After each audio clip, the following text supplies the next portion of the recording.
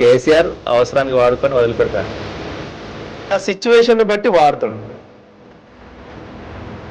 కేసీఆర్ గారు ప్రభుత్వం వచ్చిన తర్వాత నిజం కలర్ ఏందనేది బయటపడ్డది. ఇక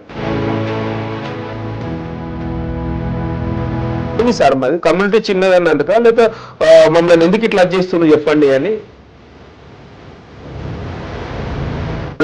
డిన్నా బాగానే సెటిల్మెంట్ చేసింది అనేది పట్టింది. కార్పొరేటర్ గా డిన్నా సెటిల్మెంట్ చేసిండ్రు అని మనకి మోడీ ఇంత లేని మూడోసారి గెలిచినట్లు. మోడీ గెలిచింది ప్రజాస్వామ్యంతో గెలవలేదండి. ప్రజలు నమ్మకంతోనే కదా మూడోసారి ప్రజలు నమ్మకంగా మూడోసారి గెలిపించిండ్రు అని అంటే ఇక నేను లోతుగా పోతుంది, ఎక్కడికో పోతుంది.